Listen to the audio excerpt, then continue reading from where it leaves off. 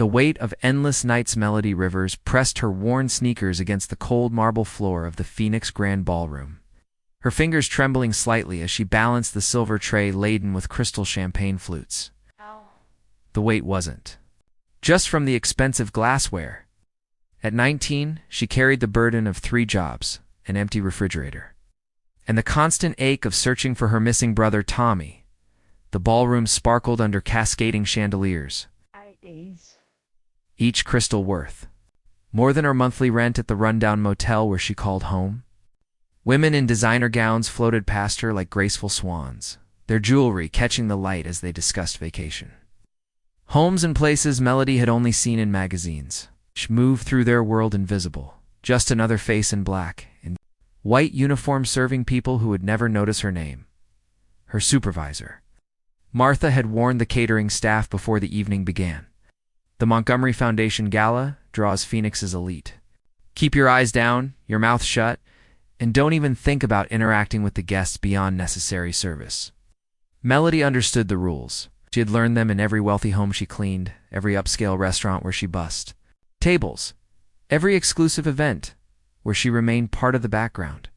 But rules had never been her strong suit, especially when someone looked like they needed help.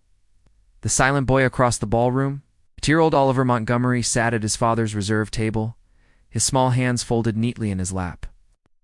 Wore a perfectly tailored navy suit that made him look like a miniature businessman. But his eyes held an emptiness that seemed far too old for his young face. The chatter and laughter of 300 guests swirled around him like a distant storm he couldn't quite reach. Jasper Montgomery, one of Phoenix's most successful real estate developers, bent down to speak quietly to his son. The speeches. "We'll start soon, buddy. Then we can go home if you want." Oliver said nothing. He hadn't spoken a word in the 14 months since the car accident that took his mother, Caroline. Jasper had consulted every specialist in Arizona, tried every therapy recommended by well-meaning friends, but Oliver remained locked in his silent world. The boy's eyes wandered across the crowd until they settled on something that made him sit up straighter. A young woman in a server's uniform was carefully maneuvering between tables. But unlike the other staff members who moved with practiced efficiency, she paused whenever she noticed someone struggling. She helped an elderly man steady his cane, retrieved a dropped earring for a flustered socialite, and smiled genuinely at everyone she encountered. Oliver watched as the woman approached their section of tables. Up close, he could see her face clearly. She had warm brown eyes that crinkled slightly when she smiled, and auburn hair pulled back in a simple ponytail. Most importantly, when she looked at him, she didn't have the pitying expression he had.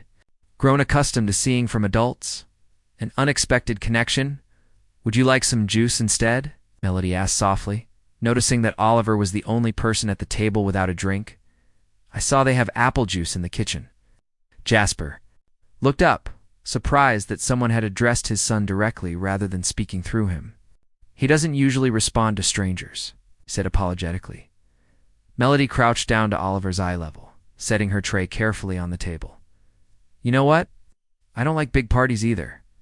Too many people talking at once. It makes my head feel crowded." For the first time in months, Oliver made direct eye contact with an adult other than his father. Something in Melody's voice was different from the therapists and doctors. She wasn't trying to fix him or make him do anything. She was just talking to him like he was a regular person. "My name is Melody," she continued, her voice barely audible above the party noise. "I bet you have a name too, but you don't have to tell me if you don't want to? Sometimes it's nice to have secrets." Oliver's lips parted slightly, as if he might speak, but no words came.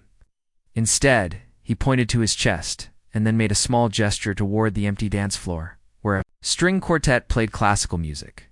Melody followed his gaze and understood immediately. "Do you like to dance?" Oliver nodded, the first clear communication he had made with a stranger since the accident.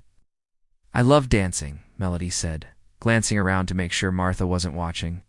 "Would you like to dance with me? Just for one song?" Breaking the rules, Jasper felt his heart skip as he watched his son actually respond to someone new. "I don't think he knows how to dance," he said quietly. "That's okay," Melody replied, standing and extending her hand to Oliver. "I'll teach him." Dancing isn't about knowing steps. It's about feeling the music. Oliver looked at her outstretched hand for a long moment, then at his father, who nodded encouragingly. Slowly, he placed his small hand in hers. Melody led him to an empty corner of the dance floor, away from the few couples who were waltzing to the quartet's rendition of a Viennese classic. She could feel eyes on them from various tables, including the disapproving stare of her supervisor. But she focused entirely on the little boy, who had somehow broken through her professional barriers. "Okay," she said, kneeling down to his height again. "First, we listen to the music. Do you hear how it goes up and down like waves?" Oliver tilted his head, concentrating on the melody. After a moment, he nodded. "Now we move like the waves. Not big movements, just gentle ones." Melody stood and began swaying slightly from side to side, her hand still holding Oliver's. "Feel how the music wants to move you." At first, Oliver was stiff and uncertain, but gradually his body began to relax. He started moving with Melody, tentatively at first, then with growing confidence. The music seemed to unlock something inside him that had been frozen since the accident. Other guests began to notice the unusual pair on the dance floor. Some frowned at the sight of catering staff mingling with guests, while others found themselves touched by the gentle interaction between the young woman and the child. The moment everything changed, as the song reached its crescendo, Ada. something magical happened. Oliver smiled. It was a small smile, barely noticeable to anyone not watching closely, but it was real and genuine and completely spontaneous. "There you are," Melody whispered, smiling back at him. "I knew you were in there somewhere." The music slowed to its conclusion, and as the final notes faded, Oliver did something that shocked everyone within earshot. He spoke. "Thank you," he said, his voice rusty from disuse, but clear and unmistakable. The words hung in the air, like a miracle. Jasper, who had been watching from their table, felt tears spring to his eyes. His son had spoken. After 14 months of silence, after countless therapy sessions and medical consultations, a young catering worker had achieved what no professional could manage. Melody felt her own eyes well up as she realized the significance of the moment. "You're very welcome," she said softly. "What's your name?" Oliver asked, finding his voice growing stronger. "Melody, what's yours?" "It's Oliver Montgomery," he said, then added with childlike directness, "Are you going to disappear now?" The question hit Melody like a physical blow. Her experience, good things always disappeared. People left, jobs ended, hope faded. But looking into Oliver's trusting eyes, she made a promise she wasn't sure she could keep. "I'm not going anywhere," she said. Consequences and connections. Martha appeared at Melody's elbow like a storm cloud. "Rivers, what do you think you're doing? Get back to work immediately." But before Melody could respond, Jasper Montgomery approached them. He was tall and distinguished, with prematurely gray hair and the kind of presence that commanded attention. In boardrooms? Up close, Melody could see the exhaustion in his eyes, the weight of grief and worry that he carried for his son. "Excuse me," he said to Martha, his voice carrying the authority of someone accustomed to being obeyed. "I'd like to speak with this young woman." "Sir, I apologize for her unprofessional behavior," Martha began, but Jasper held up a hand. "There's nothing to apologize for. She just accomplished something remarkable." He turned to Melody. "My son hasn't spoken in over a year. What you just did, I don't have words." Melody felt uncomfortable under his intense gaze. "I just danced with him. Wasn't anything special." "It was everything," Jasper said quietly, "and making a decision that would change all their lives." He asked, "Would you consider having dinner with us tomorrow?" "Oliver would like that, I think." Oliver tugged on his father's jacket. "Can she come home with us tonight? I want to show her my room." The innocence of the request, coming from a child who had been virtually mute for over a year, made it impossible to refuse. But Melody knew the reality of her situation. "I have to work," she said. "I have 2 other jobs after this one ends." "What?" "If those weren't a concern," Jasper asked, studying her carefully. "What if I told you I'd pay you more for one evening than you make in a week at your other jobs?" Melody's pride bristled. I'm not a charity case, Mr. Montgomery. I'm not offering charity. I'm offering fair payment for the most important service anyone has provided my family in over a year. His voice softened. Please, let me do this for Oliver. Looking between the desperate father and the hopeful child, Melody felt her carefully constructed walls beginning to crumble. Just for tonight, she said finally. As they prepared to leave the gala, none of them could have predicted that this single evening would set in motion events that would test every assumption they had about family, love, and what it meant to belong somewhere. The night had changed. Everything. But the real challenges were just beginning. The last thing Melody saw as they left the ballroom was Martha's furious expression and the curious stares of Phoenix's social elite.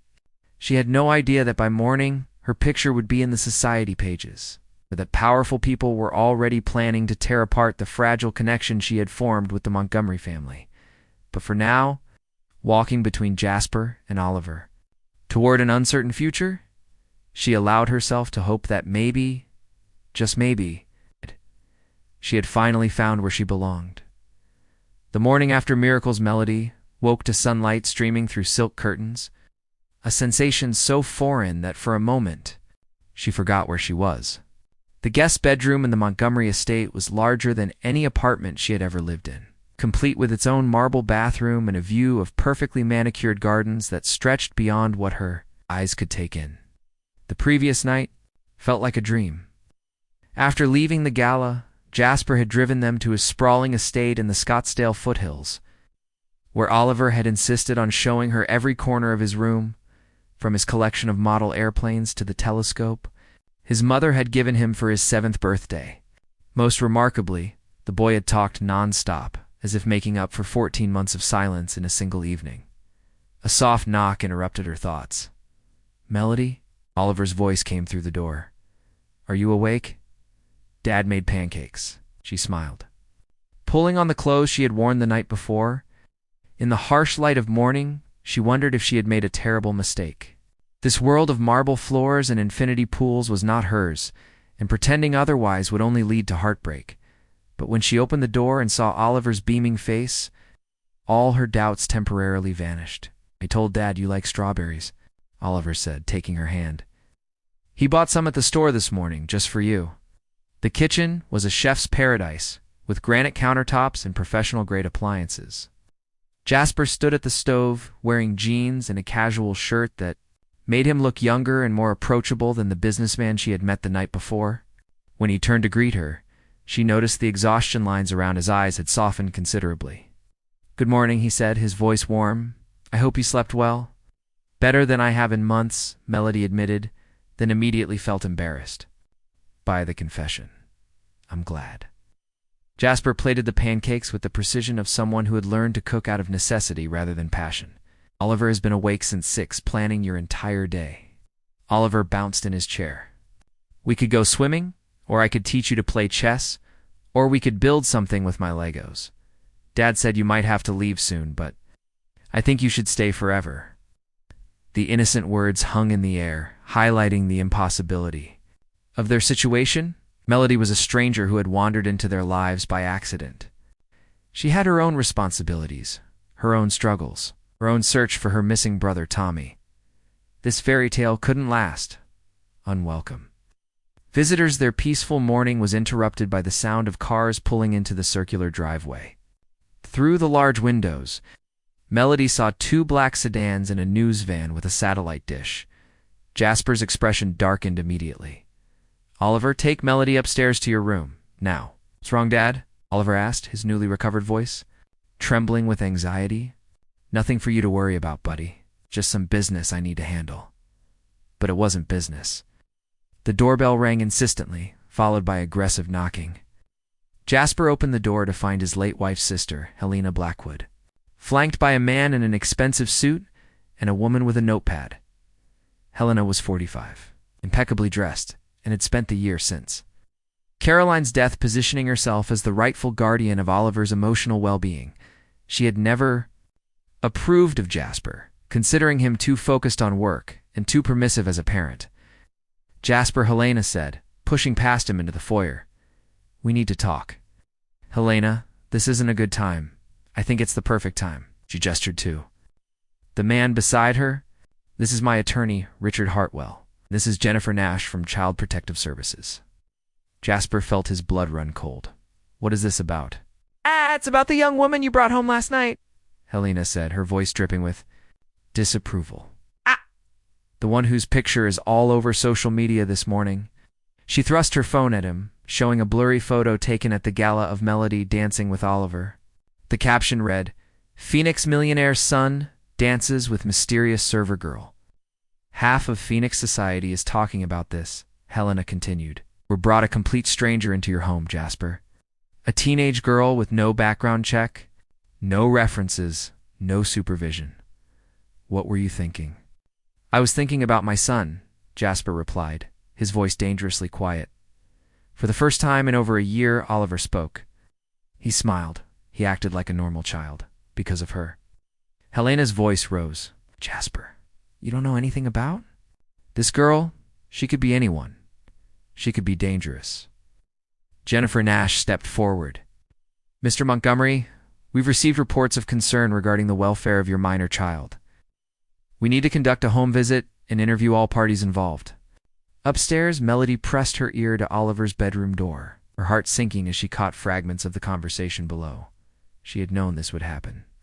Good things always ended, usually with officials in suits asking questions she couldn't answer satisfactorily.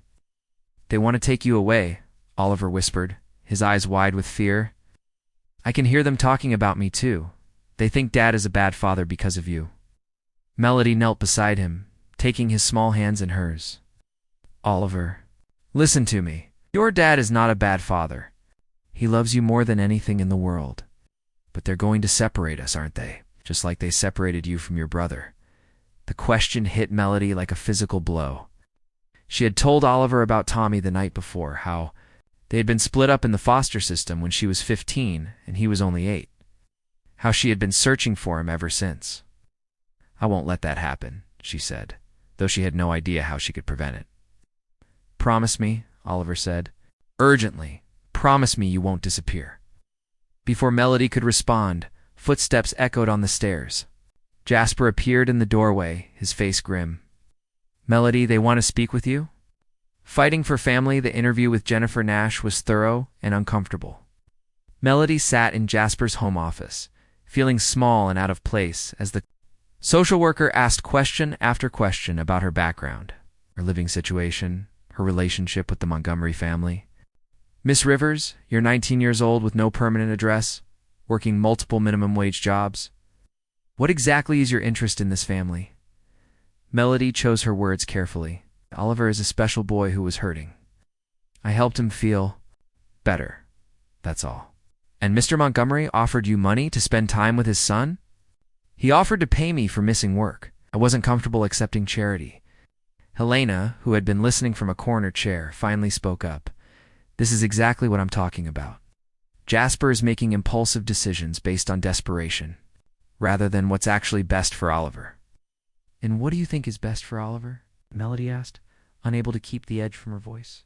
Structure, stability, a proper family environment with people who have been thoroughly vetted and have Oliver's long-term interests at heart. You mean people like you? Helena's eyes flashed. I am Oliver's aunt. I loved his mother. I have legal standing to petition for custody if I believe he's in an unsafe environment. The threat hung in the air like smoke. Jasper, who had been silent during most of the interview, finally spoke. Oliver has made more progress in 12 hours with Melody than in 14 months of therapy. She's not the problem here, Helena. She's the solution. She's a Band-Aid, Helena shot back. What happens when she gets bored and moves on? What happens when Oliver gets attached and she disappears? You're setting him up for another devastating loss. Jennifer Nash closed her notebook. Mr. Montgomery, I need to be frank with you. The situation, as it stands, raises several red flags. Unrelated minor living in your home without proper legal guardianship or supervision creates liability issues. For all parties involved, what are you saying? I'm saying that unless Miss Rivers has somewhere else to go, we may need to place her in temporary foster care while we sort this out. And depending on our assessment of the home environment, we may need to consider temporary alternative placement for Oliver as well. The room fell silent. Melody felt the familiar panic of having her life decided by strangers in suits. But this time, it wasn't just about her. Oliver would be devastated if they took him away from his father, and Jasper would blame himself for another loss he couldn't prevent.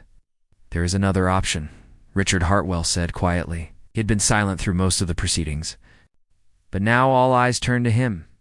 Temporary guardianship. "What do you mean?" Jasper asked. "If Mr. Montgomery were to petition for temporary legal guardianship of Miss Rivers, it would address the supervision concerns while allowing the current living arrangement to continue under court oversight." Helena looked furious. "Richard, that's not what we discussed." "It's a legal solution that serves everyone's interests," the attorney replied calmly, including Oliver's. Melody felt overwhelmed. Legal guardianship sounded terrifyingly permanent and completely surreal. "I don't understand. What'd that mean exactly?" Jasper looked at her intently. "It would mean you could stay, legally, as part of our family. But I'm not family. I'm just someone who happened to dance with your son." "You're someone who brought my son back to life," Jasper said simply. "If you're willing, I'd like to explore this option." Oliver appeared in the doorway, having clearly been listening from the hallway. "Does this mean Melody can stay?" Nash sighed. "There would need to be extensive background checks, home studies, court hearings. The process typically takes several months. And in the meantime," Jasper asked. "In the meantime, Miss Rivers would need alternative housing arrangements." "No," Oliver said firmly, stepping into the room. "She stays here. She promised she wouldn't disappear." Unexpected allies that afternoon, after the officials and attorneys had left. Melody sat in the garden with Jasper while Oliver swam in the pool. The weight of the morning's events pressed down on both of them. "You don't have to do this," Melody said. "The guardianship thing. It's too complicated, too risky. Is it what you want?" Jasper asked. Melody was quiet for a long time. "I've never had a real family. Even before my parents died, we were always moving, always struggling. Tommy and I only had each other, and then we lost that too. That doesn't answer my question." Looked at him, this man who had offered her something she had never dared to dream of. "Yes," she said quietly. "It's what I want, but I don't want to be the reason you lose Oliver. You won't be. Helena is bluffing. She doesn't actually want custody of Oliver. She wants control of the situation. And if she's not bluffing..." Jasper was quiet for a moment, watching his son laugh as he cannonballed into the deep end. "Then we fight. Oliver needs you, Melody. And one night you did what a team of professionals couldn't accomplish in over a year. That's not coincidence. That's something real." Their conversation was interrupted by Oliver climbing out of the pool and running over to them, dripping wet and grinning. "Melody, you have to see this," he said, grabbing her hand. "There's a family of rabbits that live under the gazebo. Mom used to feed them carrots every morning." As they walked across the lawn together, Melody felt a strange sensation in her chest. For the first time in her life, she was part of something bigger than survival. She was part of a family, however unconventional it might be that evening. As they watched a movie together in the family room, Oliver fell asleep between them on the couch. Jasper carefully lifted his son to carry him to bed, but the boy stirred and mumbled something that made both adults freeze. "Don't let them take Melody away, Oliver," whispered. "She makes the sadness smaller." Looking at each other over the sleeping child, Melody and Jasper both knew that whatever challenges lay ahead, they would face them together. The battle for their unlikely family was just beginning. But for the first time in either of their lives, they had something truly worth fighting for. 6 months of Storms the Phoenix. Courthouse had become as familiar to Melody as her childhood. Foster homes once were. She sat in the hallway outside Family Court Division 7, wearing one of the conservative dresses Jasper had bought her for these appearances, trying to calm her racing heart before another hearing in what had become the most complicated custody case Maricopa County had seen in years. Helena Blackwood had not been bluffing. Within a week of their first confrontation, She had filed for emergency custody of Oliver, citing Jasper's erratic behavior and questionable judgment in bringing an unknown young woman into his home. What followed was a legal battle that had consumed 6 months, cost both families enormous amounts of money, and put Oliver through a series of court-ordered psychological evaluations that left him anxious and withdrawn. The temporary guardianship for Melody had been approved, but under strict conditions, she lived in the Montgomery home under court supervision, with weekly visits from social services and mandatory counseling sessions. Every aspect of her life was scrutinized, from her educational progress through her tutoring program to her relationship with Oliver and Jasper. Miss Rivers, Dr. Patricia Wells, the court-appointed child psychologist, approached with her usual clipboard and professional smile. "Could I speak with you for a moment before we go in?" Melody nodded, though she dreaded these conversations. Dr. Wells was kind but thorough, and her recommendations would heavily influence Judge Rebecca Torres's final decision about Oliver's custody. "I've completed my final evaluation of Oliver," Dr. Wells said, settling beside Melody on the courthouse bench. "I wanted you to know that his progress has been remarkable." "He's been struggling lately," Melody said honestly. "All these court dates and interviews have been hard on him. That's understandable. But his underlying emotional health has improved dramatically since you entered his life. His selective mutism has completely resolved. His anxiety levels are within normal ranges, and his attachment to both you and his father appears secure and healthy." Melody felt a surge of hope. "Does that mean? It means my recommendation to Judge Torres will be that the current family structure serves Oliver's best interests?" Dr. Wells said carefully. "But ultimately, that decision rests with her." Through the courtroom windows, Melody could see Jasper pacing in the parking lot, his phone pressed to his ear. The stress of the custody battle had taken a toll on him as well. His real estate business had suffered from the constant court appearances and negative publicity. Several major clients had pulled their contracts, unwilling to be associated with the scandal that the local media had dubbed the Cinderella custody case. But the worst part wasn't the business losses or the legal fees. It was watching Oliver struggle with the uncertainty of his future, seeing him regress into some of his old anxious behaviors whenever Helena came for her court-mandated visitation days. The final hearing judge, Rebecca Torres, was a woman in her 50s with steel-gray hair and the kind of piercing gaze that suggested she had seen every possible variation of human drama in her courtroom. She had presided over the entire custody case with patience but obvious wariness. And today, she would finally render her decision. This court has reviewed extensive documentation, psychological evaluations, social service reports, and testimony from all parties involved. Judge Torres began. "The question before us today is not complicated in theory. What living arrangement serves the best interests of the minor child, Oliver Montgomery?" Helena sat with her attorney at one table, wearing a navy suit that projected competence and stability. Across the aisle, Jasper, Melody, and their legal team waited tensely. "Mrs. Blackwood," the judge continued, "you have presented a compelling case for traditional family structure. Your credentials as a pediatric nurse, your stable marriage, your financial security, and your biological relationship to the child are all factors this court has carefully considered." Helena straightened in her chair, clearly believing victory was within reach. "However," Judge Torres said, and the single word shifted the entire atmosphere of the courtroom, "this court must consider what the evidence actually shows us about Oliver's well-being in each proposed environment." She opened a thick folder. "Dr. Wells's psychological evaluation indicates that Oliver has made unprecedented progress since Miss Rivers joined the Montgomery household.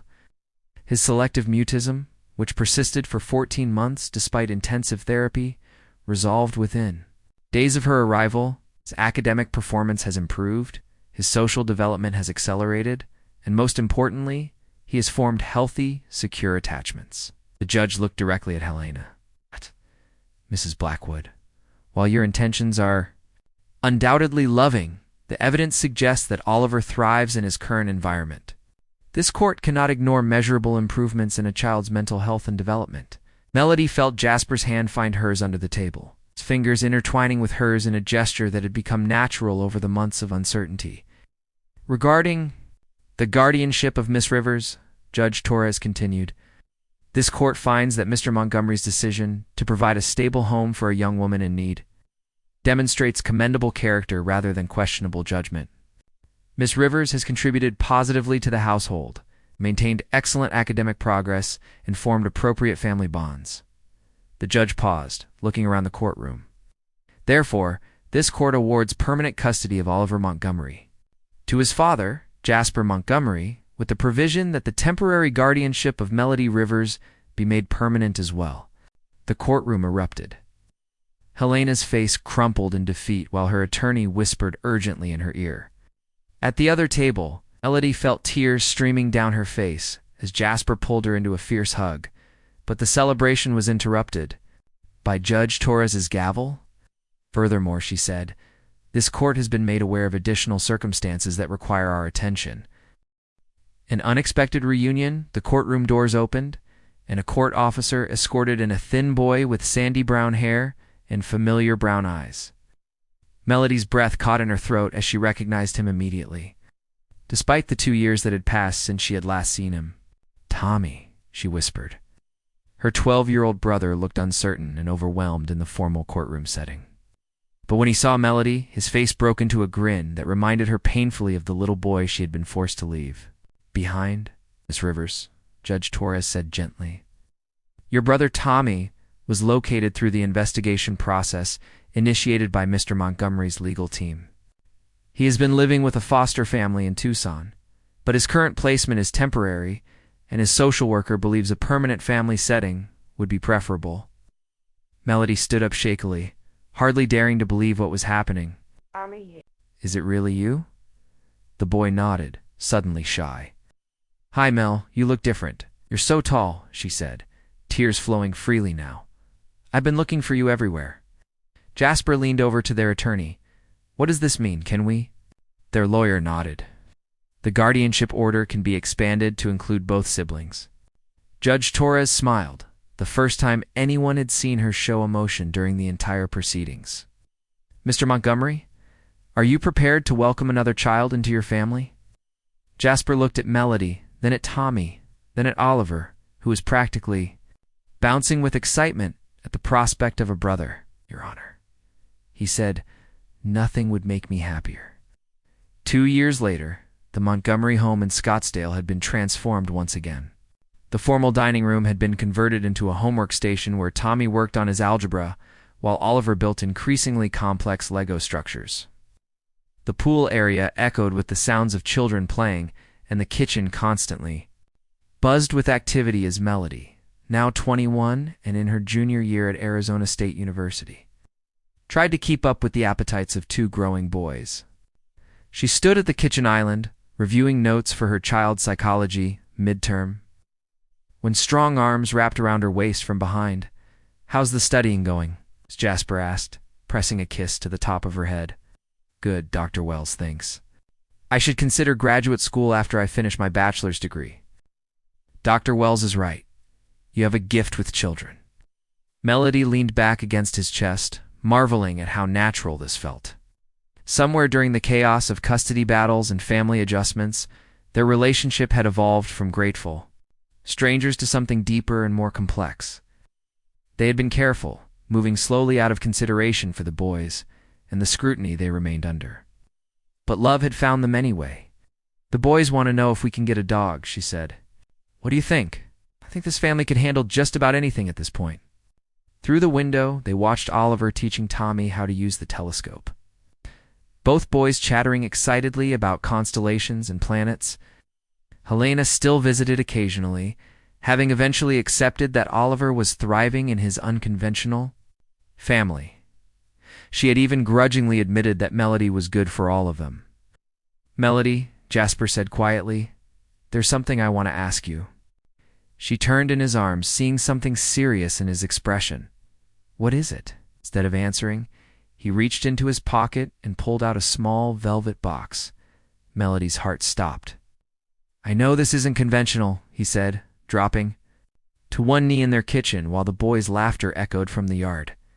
I know we started this family in the most unusual way possible, but I can't imagine my life without you in it. You brought Oliver back to me. You brought love back, too. This house, and you taught me that family isn't about blood or convention. It's about choosing to love each other every day. He opened the box, revealing a simple but elegant diamond ring. Melody Rivers, will you marry me?